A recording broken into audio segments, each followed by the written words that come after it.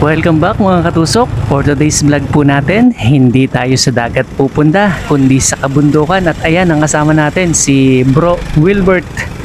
At hindi kami dalawa lang ha, ito pa yung kanyang brother na kasama din natin. Ibang adventure naman ang ating gagawin ngayong umaga. Iba-iba naman sa isda. Dahil lang isda ang hinahunting. Iba naman ang huntingin natin ngayon. Pag nandito pa. Saan parte yan? Malapit lang din. Nakakamiss din mamasyal sa kabundukan. Naalala ko nung ako'y kabataan pa. Araw-araw akong laman ng kabundukan at lahat na yata ng kakahuyan sa aming lugar ay nasuotan ko na. Dahil ako yung bata na napakakatinang paa at hindi napipirmi sa bahay. Kaya sa sobrang kalayasan, pag uwi ng bahay, madalas napapahalo ng nanay. O ito na, narating na namin ang aming pakay. Umitin mo na. Ayo. Ay, lapad. Sino makakit? Ikaw? Hindi po lapad yan. E di dalawa tayong habulin din sa baba. Oh no! May naganap pa naman po. Naputo ng kao. Buti hindi nakita. Basta makikita siya eh. Sa mataas na. Pag mga ganyan kalapad, mga ano na yan. Ilang bote na ang laman ng ganyan. Depende po sa ano. Sa laman? Depende rin sa ano. Kahit may malapad, wala rin naman pulot. Ibig sabihin pala mga katusok ay hindi pa sigurado yung aming lakad. Sa palaran pa rin kung may makukuha bang pulot o baka naman walang laman. Dito tayo ngayon malapit sa Mount Malindig. Eto, kalapit na kalapit ko lang. Maghahunting tayo ngayon ng pulot na nakita nila. Siguro daw ay may isang buwan na. Dito nakapwesto sa malaking punong ito. Ayan. Nandyan sa taas na yan. Ang lapad, malapad pa sa planggana. Yun. Para hilong-hilo. Itong mga palapa ng nyog na kanilang kinuha ay gagamitin para pampausok para lumayas yung mga bee o bubuyog para makuha kung may pulot man doon sa bahayan nila. Pero sana meron para hindi naman sayang yung pagod ng mga kasama natin doon sa preparation pa lang tsaka doon sa pag-akyat na gagawin mamaya. Dahil kapag walang laman, eto yung plan B. Inihaw na kambing. Ay, katapang.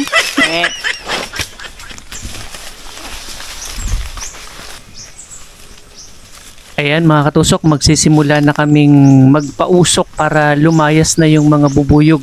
Ano ba yun? Bababa ng lipad dito o pataas lang sila? Bababa dito ng lipad? Minsan po, nasa good.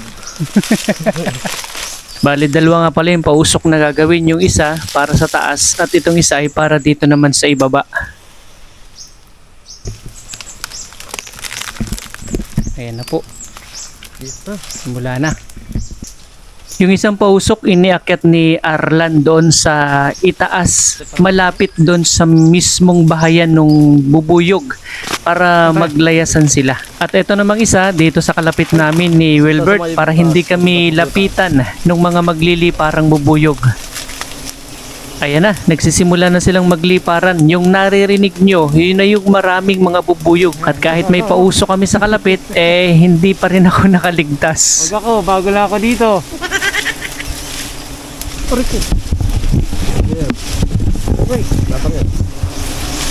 Nakakagat na. Ha? Matapang ay. Hindi, matapang na. Ang ganda ng kulero. Putik-putik mo din yung uluhan. Sarado.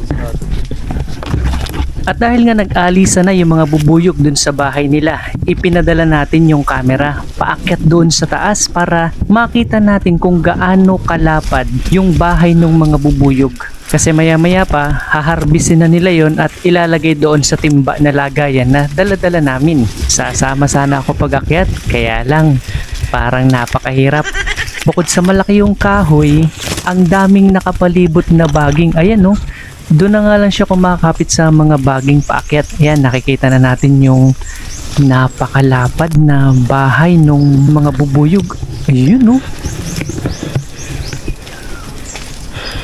Bagamat naglayasan na yung marami dun sa mga bubuyog, ay ayan yun, nagbabalikan pa rin yung iba oh. Kapag kasi nahihilo na sila dahil dun sa pausok, lumalaya sila. Pero dahil kakunti na yung usok, ayan yung iba naglalakas ng loob na bumalik pa rin. Ay grabe, ang lapad nga oh. Pero hindi pala yung buong bahayan na yan ay may laman. May part dyan na malaki na wala namang laman. Mula dito sa pwesto na kanyang kinalalagyan, ayan, grabe tanaw yung dagat. Halos kapantay na natin yung mga matataas na bundok. Kapag hindi ka sanay sa ganitong uri ng hanap buhay ay napakadelikado. Pero dahil sanay na sila at itong isa sa uri ng pinagkakakitaan nila, sisiw na lang sa kanila yung pag-akyat sa ganyang matataas na puno. Pero dahil matapang daw yung mga bubuyog, ang dami na ng tusok ni Arlan sa kanyang katawan. Pati sa mukha, meron din. At dahil humihina na nga yung pausok, eto na, nagbabali ka na ang mas maraming mga bubuyog. Kaya bago pa sila makarecover sa kanilang pagkahilo, haharbisin na natin ang napakasarap na pulot. Kahit hanggang doon sana yun. Tama, tibay pa yung bagay na yan. Diba yan? Oo. Ay! Eh. Ano yan? Bahayan? Eh, ba't nalaglag? Tingin pa talaga yan. Wala yung laman. Para ayun, yung mga Pero yung anong yan, wala na yung laman. wala na po yan. Saan ako? Yan yung mga umuwi. Tigas na. Ano? Hindi man rin parang istayanan ko. Pero masarap ito. Parang kinakain pa yun. Try mo. At para makita natin yung pag-harvest, ayan, aakyat naman ngayon si Wilbert para matulungan niya si Arlan sa pag-harvest ng pulot. Medyo mataas at mahirap kasi yung pwesto kaya kailangan ng katulong. Kahit sanay na sila, kailangan pa rin ng matinding pag-iingat dahil isang maling hakbang mo lang ay pwede kang mahulog at mapahamak.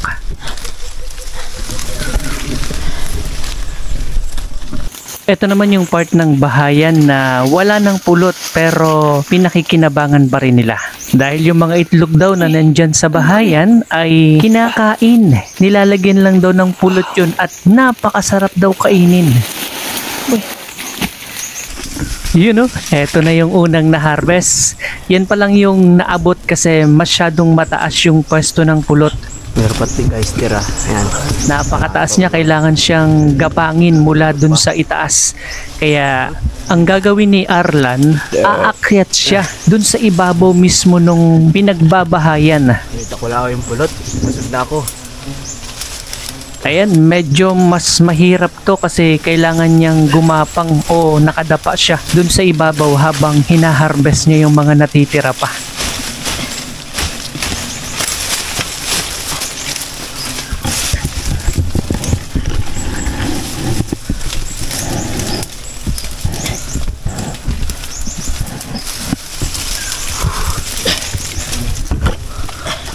Ano? Alin? Diba? Oh.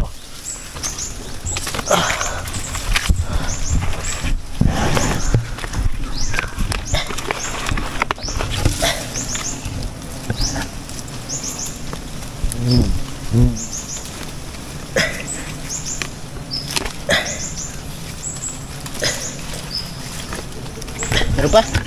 Kabila.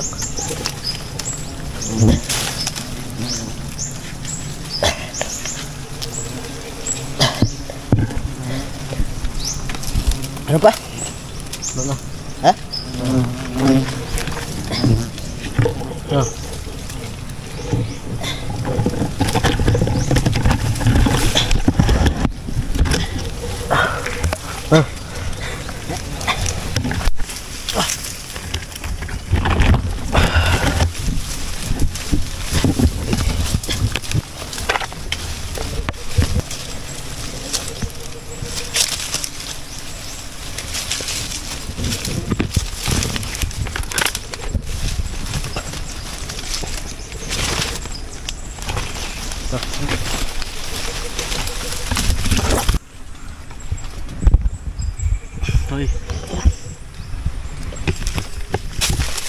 At paglipas ng may ilang oras, sa wakas, mission accomplished na.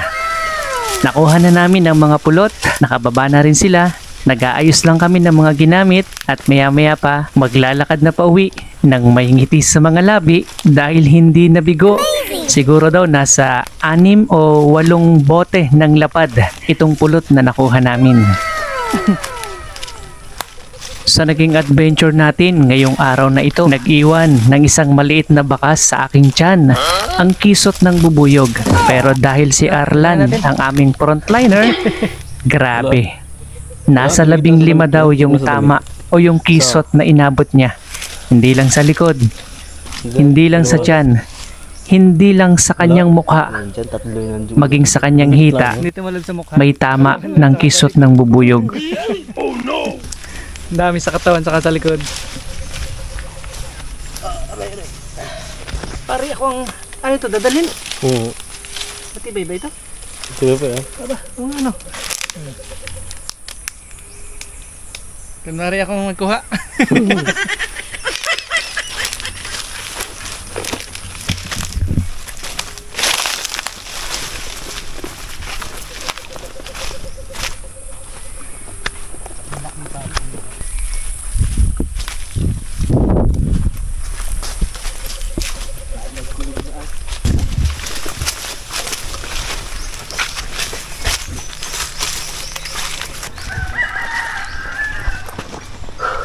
Kahit naisahan naman ako.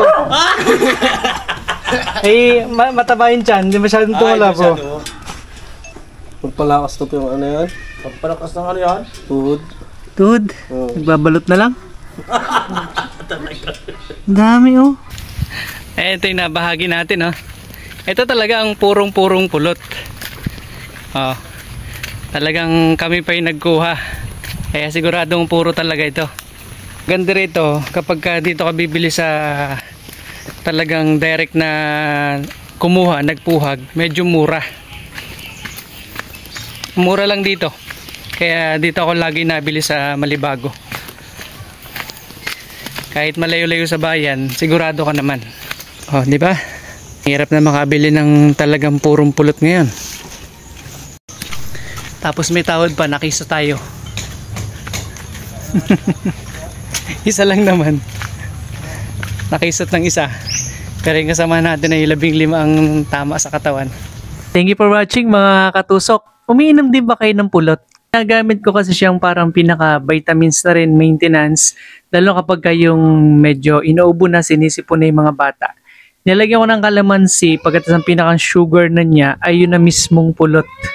Ayan, salamat dun sa ating mga nakasama. Shoutout kay Wilbert Layas na meron ding mini vlog sa kanyang FB page. Next adventure natin mga katusok ay magdadive na ulit tayo at mantutusok ng pangulam. Ingat kayo palagi!